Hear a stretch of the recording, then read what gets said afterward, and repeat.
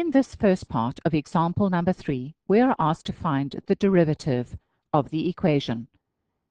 Now, two things we need to notice. The first one is that y could not easily be written as the subject of the formula, so we're going to use implicit differentiation.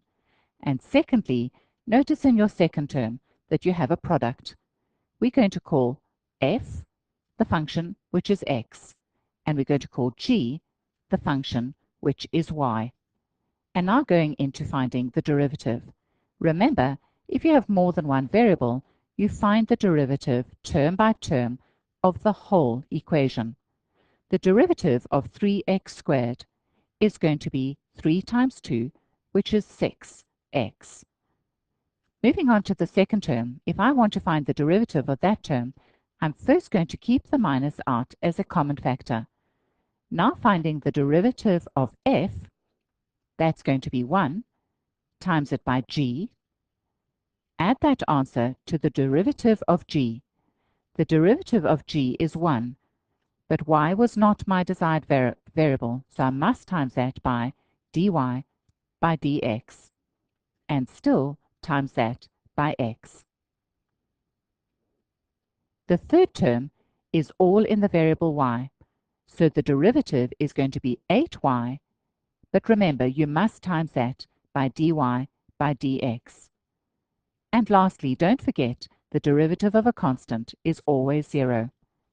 If I now take my minus into its bracket, I'm going to get 6x minus y minus x all times by dy dx plus 8y dy dx is equal to 0. In my next step, I'm going to take dy by dx as a highest common factor from the last two terms, and I'm going to take the other two terms to the right-hand side. So I get dy by dx all times by minus x plus 8y, and taking 6x to the right-hand side, I get minus 6x, and taking minus y across, I get plus y. In my last step, all I need to do is divide both sides by the common factor of dy by dx. In other words, I'm going to get y minus 6x all over 8y minus x. All I did in this step was I turned my terms around so that the positive term came first. In part 2, I need to find the gradient of my tangent at this particular point when x is 1 and y is 6.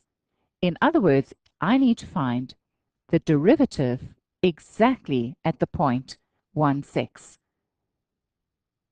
All I do now is I substitute 6 everywhere where I see a y, and I substitute a 1 everywhere where I see an x.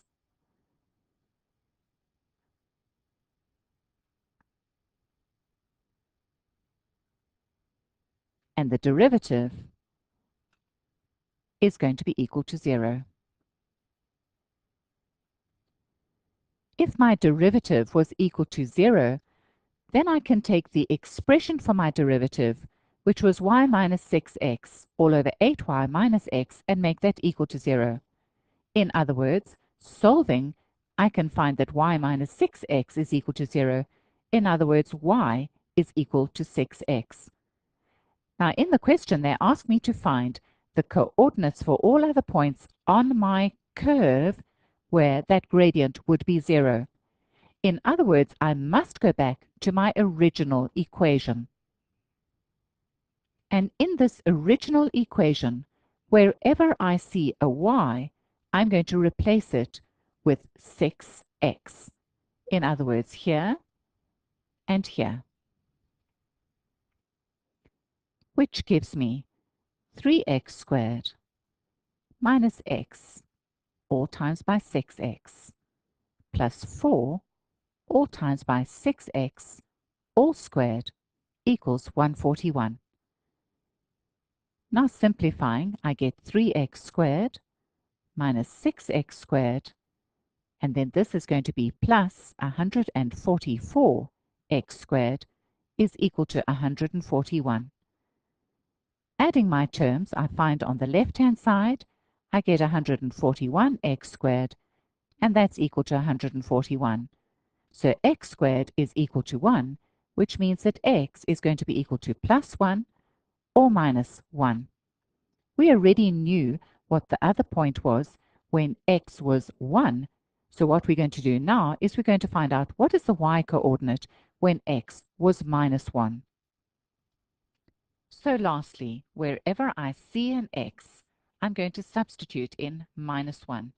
In other words, I'm going to have 3 times by minus 1 squared minus minus 1 times by y plus 4y squared is equal to 141.